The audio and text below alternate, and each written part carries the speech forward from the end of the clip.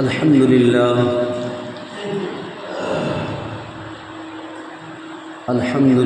نحمده ونستعينه ونستغفره ونؤمن به ونتوكل عليه ونعوذ بالله من شرور أنفسنا ومن سيئات أعمالنا من يهد الله فلا مضل له ومن يضلله فلا هادي له ونشهد أن لا إله إلا الله وحده لا شريك له ونشهد أن سيدنا ومولانا محمدا عبده ورسوله أما بعد أعوذ بالله من الشيطان الرجيم بسم الله الرحمن الرحيم شهر رمضان الذي أنزل فيه القرآن صدق الله العظيم قال النبي صلى الله عليه وسلم الصوم لي وأنا أجزي به قال النبي صلى الله عليه وسلم في موضع آخر الصيام والقرآن يشفعان للعبد يوم القيامة أو كما قال عليه الصلاة والسلام۔ حضرات محترم، معزز و مکرم بزرگان کرام، میرے پیارے نوجوان عزیز دوستو، اللہ رب العالمین کا بے انتہا فضل و کرم، انعام اور احسان ہوا کہ اللہ تبارک و تعالی نے ہمیں اور آپ کو نماز جمعہ کے لیے پہل سے پہل حاضر ہونے کی توفیق دی۔ میرے دوستو، یہ رمضان مبارک کا مہینہ بڑا ہی برکت والا مہینہ ہے، عظیم الشان والا مہینہ، فیضان والا مہینہ، مغفرت والا مہینہ ہے۔ اس مہینے کے اندر 3 عشرے ہوتے ہیں۔ اللہ کے پیارے حبیب سرکار دو عالم صلی اللہ علیہ وسلم ارشاد فرماتے ہیں، اولہ رحمت، پہلے عشرے کے اندر اللہ کی خاص رحمتیں برستی ہے، وَأَوْسَطُ مَغْفِرَةٌ، اور دوسرے عشرے کے اندر اللہ رب العالمین کی خاص مغفرت کا اعلان عام ہوتا ہے، وَآخِرَهُ عِتْقٌ مِّنَ النَّارِ، اور تیسرے عشرے کے اندر جہنم سے آزادی کا اعلان ہوتا ہے۔ عشرون کے معنی آتے ہیں 10۔ پہلا عشرہ 10 رمضان تک گزر گیا، یہ دوسرا عشرہ چل رہا ہے، یہ مغفرت کا عشرہ چل رہا ہے۔ میرے عزیز دوستو، بڑے خوش نصیب ہے وہ انسان جس کو یہ ماہ مقدس میسر ہوا ہے، اور جو اس مہینے کی قدردانی کر رہے ہیں، اس کی فیضان حاصل کر رہے ہیں اور اس مقدس مہینے سے فیضیاب ہو رہے ہیں۔ میں نے آپ حضرات کے سامنے قرآن مقدس کی ایک مختصر سی آیت تلاوت کی، شہر رمضان الذی انزل فیہ القرآن، یہ وہ مہینہ ہے جس مہینے کے اندر اللہ تبارک و تعالی نے قرآن مقدس کو نازل کیا۔ شہر رمضان کے ایک معنی آتے ہیں تیزی سے گزرنا، اور ایک معنی آتے ہیں کہ جو انسان اپنے گناہوں کی وجہ سے اپنے اوپر آگ جلا رکھا ہے اس کو بجھانے کے معنی میں بھی آتا ہے۔ حقیقت یہ ہے کہ رمضان جس طرح تیزی کے ساتھ گزرتا ہے اور دیگر مہینے اتنی تیزی کے ساتھ نہیں گزرتا، پتہ نہیں چلتا ہے کتنی تیزی کے ساتھ رمضان گزر گیا ہے۔ آج الحمدللہ 13ویں رمضان ہے۔ شہر رمضان الذی انزل فیہ القرآن کی یہ وہ مہینہ ہے جس مہینے میں اللہ تبارک و تعالیٰ نے قرآن مقدس کو نازل کیا۔ اگر اس مہینے کی عظمت کا اندازہ لگانے کے اس مہینے کی مقدس اور عظمت کا اندازہ لگانے کے لیے صرف قرآن مقدس کا نازل ہونا ہی کافی ہے، چاہے جائے کہ دیگر اور احادیث کا ذکر کیا جائے۔ وہ قرآن جس کا ایک ایک حرف سچا، وہ قرآن جس کا زیر و زبر تشدید و ساکین ہر ایک کے لفظ سچا، ایسے قرآن عظیم الشان کتاب جس کے اندر کوئی شک اور شبہ نہیں، شک کرنے والا ایمان سے خارج ہو جائے گا، مذہب اسلام سے نکل جائے گا۔ دنیا کے اندر کم و بیش اللہ تبارک و تعالیٰ نے مشہور اور معروف قول کے مطابق 104 آسمانی کتابوں کو اللہ نے اتارا۔ ان تمام کتابوں کا سردار، ان تمام کتابوں میں سب سے افضل کتاب، ان تمام کتابوں میں سب سے بہترین کتاب جو ہے وہ قرآن عظیم، وہ قرآن مقدس جیسے عظیم الشان کتاب ہے۔ اس کتاب کا نازل کیا جانا ہی اس مہینے کی فضیلت کے لیے کافی ہے۔ شہر رمضان الذی انزل فیہ القرآن، کہ یہ وہ مہینہ ہے جس مہینے میں اللہ تبارک و تعالیٰ نے قرآن مقدس کو نازل کیا۔ ہاں اتنا ہی نہیں، اور اگر تاریخ کی کتابوں کو ٹٹولے، تاریخ کی کتابوں کو جھنجھوڑے تو پتہ یہ چلتا ہے کہ آسمان کی جتنی ساری کتابیں ہیں ان تمام کتابوں کا نزول اللہ تبارک و تعالیٰ نے اس رمضان کے مہینے میں کیا ہے۔ اللہ تبارک و تعالیٰ نے سب سے پہلے حضرت آدم علیہ السلام پر 10 صحیفوں کو اتارا، وہ بھی رمضان کا مہینہ تھا۔ اللہ تبارک و تعالیٰ نے حضرت شیش علیہ السلام پر 50 صحیفوں کو اتارا، وہ بھی رمضان کا مہینہ تھا۔ اللہ تبارک و تعالیٰ نے حضرت ادریس علیہ السلام پر 30 صحیفوں کو اتارا، وہ بھی رمضان کا ہی مہینہ تھا۔ اللہ تبارک و تعالیٰ نے حضرت ابراہیم علیہ السلام پر 10 صحیفوں کو اتارا، وہ بھی رمضان کا ہی مہینہ تھا۔ آگے چلے، اللہ تبارک و تعالیٰ نے حضرت موسیٰ علیہ السلام پر کتاب التوریت کو اتارا، وہ بھی رمضان کا ہی مہینہ تھا۔ اللہ تبارک و تعالیٰ نے زبور کو حضرت داؤد علیہ السلام پر اتارا، وہ بھی رمضان کا ہی مہینہ تھا۔ اللہ تبارک و تعالیٰ نے حضرت عیسیٰ علیہ السلام پر انجیل کو اتارا، وہ بھی رمضان کا ہی مہینہ تھا۔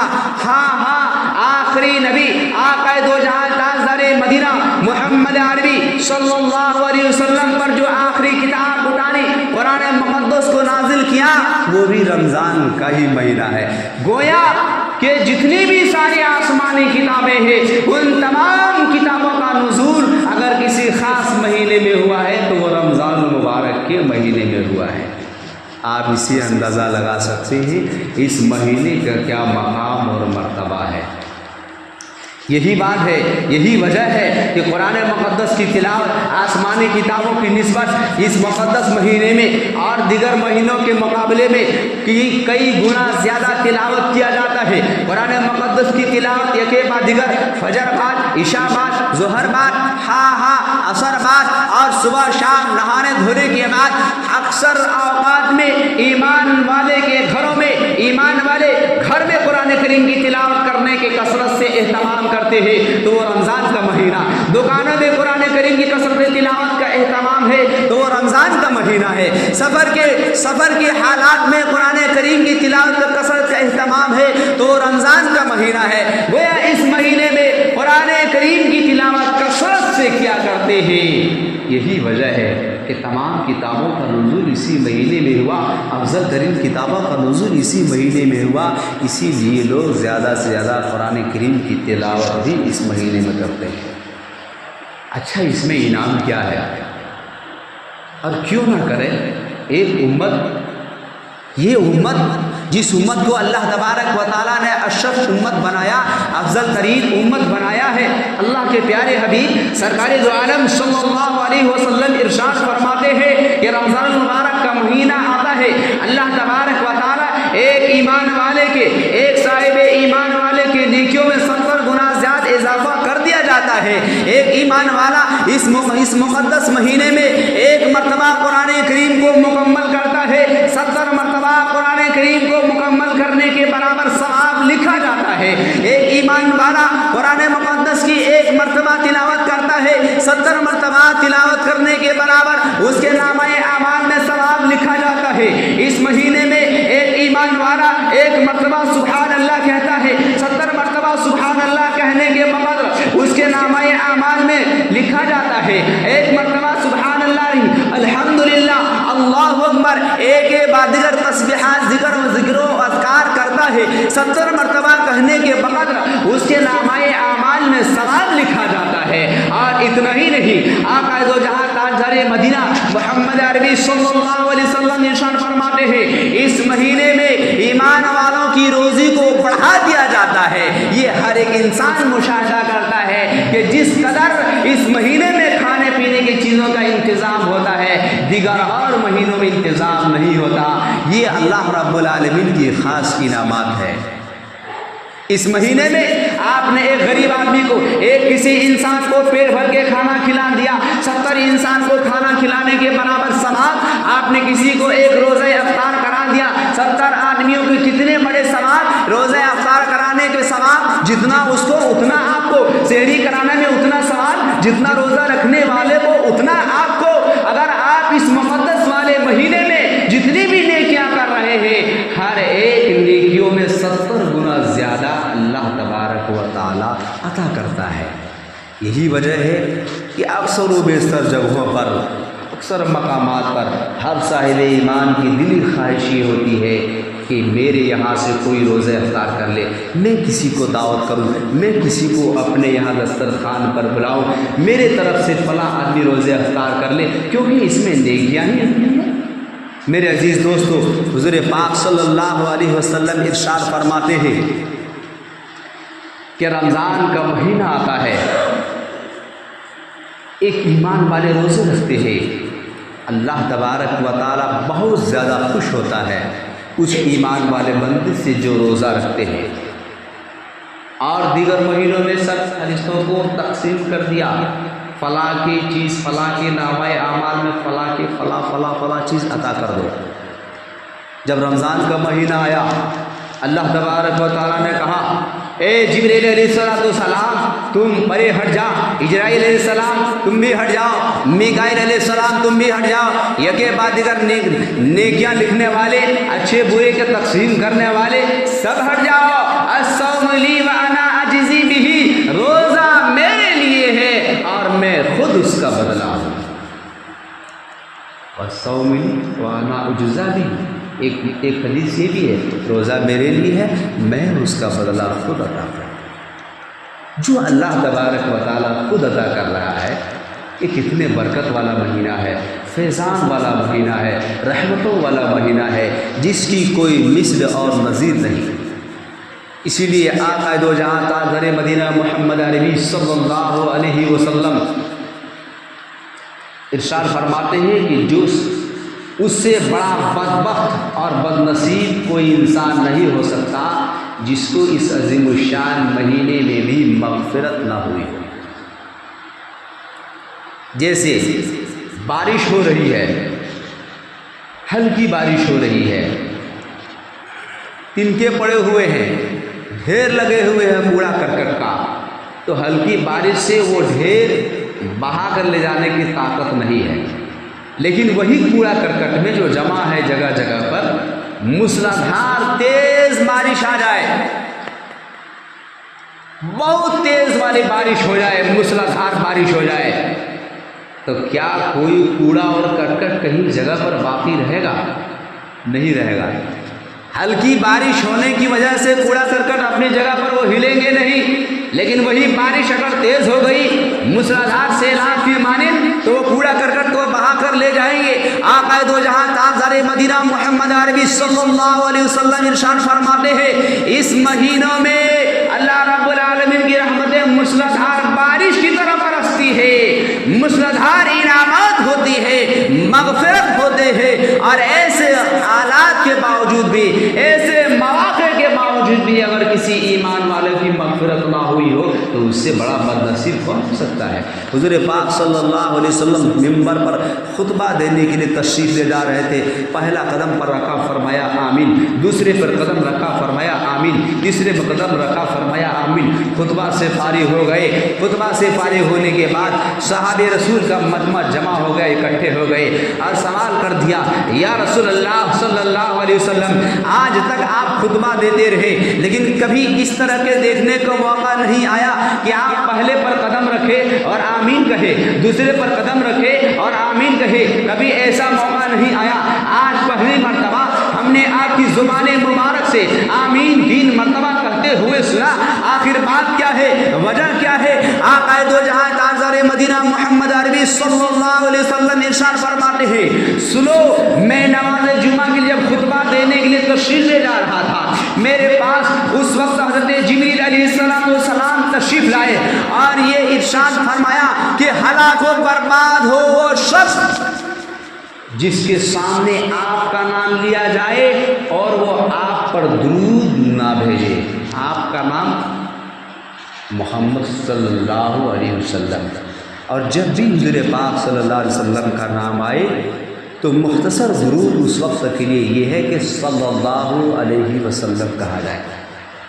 ہلاک و برباد ہو وہ شخص جس کے سامنے آپ کا نام لیا جائے اور آپ پر درود نہ بھیجے. اللہ کے بھی فرماتے ہیں اس پر میں نے کہا آمین. کہا جب میں دوسرے پر قدم رکھا جبریل علیہ السلام نے پھر ارشاد فرمایا ہلاک و برباد ہو وہ شخص جس کی والدین میں سے دونوں میں سے یا تو دونوں کو اپنی زندگی میں پاوے یا دونوں میں سے کسی ایک کو پاوے اور اس کی خدمت کر کے اس کے ساتھ حسن سلوک کر کے اس کے ساتھ اچھا برتاؤ کر کے اچھا حسن سلوک کے ساتھ برتاؤ کر کے اور خدمت کر کے جنت کا حقدار اور مستحق نہ بنایا ہو وہ آدمی بھی ہلاک و برباد ہو. حضور پاک صلی اللہ علیہ وسلم نے ارشاد فرمایا اس پر بھی میں نے کہا آمین. تیسری بات اللہ کے حبیب سرکار دو عالم صلی اللہ علیہ وسلم نے ارشاد فرمایا اللہ جبریل علیہ السلام نے ارشاد فرمایا جس کو رمضان مبارک کا عظیم جیسا مہینہ میسر ہوا ہو، برکتوں والا مہینہ، فیضان والا مہینہ، رحمتوں والا مہینہ، اور اپنے گناہوں سے مغفرت کر کے معافی تلافی کر کے جنت کا حقدار اور مستحق نہ بنایا ہو، ہلاک و برباد وہ شخص بھی ہو. حضور پاک صلی اللہ علیہ وسلم ارشاد فرماتے ہیں میں نے کہا آمین. ایک تو فرشتوں کی بد دعا اور دوسرے میں حضور پاک صلی اللہ علیہ وسلم کی آمین کی مہر کتنی مضبوط ہے، کتنی سخت ہے. میرے عزیز دوستو میں عرض کر رہا تھا حقیقت یہ ہے کہ اس رمضان مبارک کے مہینے میں نیکیاں ہی نیکیاں ہیں، ہر اعتبار سے نیکیاں ہے. جس طرح سے آپ لوٹنا چاہیں، اپنے دامن کو بھرنا چاہیں، یہ ایک سیزن ہے. جس طرح ایک سیزن آتا ہے موسم تجارت کرنے والوں کے لیے، کاروبار کرنے والوں کے لیے، معاملات کے اور دیگر تجارت کرنے والوں، کاروبار کرنے والوں کے لیے ایک سیزن آتا ہے اور اس سیزن پر وہ اس چیز کی تلاش میں کرتے ہیں. پورے سال جیسے آم کا سیزن آتا ہے، پورے سال انتظار کرتے ہیں جب آم کا سیزن آئے گا، وہی میرے کمائی کا سمے ہے، اس میں جو کما لیں گے وہی پورے سال استعمال کریں گے. ہمارے یہاں دھان کا سیزن آتا ہے، دھان کا انتظار کرتے ہیں، اسی سے پورے سال کا انتظام کریں گے. تو سیزن پر ہر چیز اچھی ملتی ہے اور کم محنت پر اور زیادہ ملتے ہیں. اسی طرح سے یہ ایک سیزن ہے نیکیاں کمانے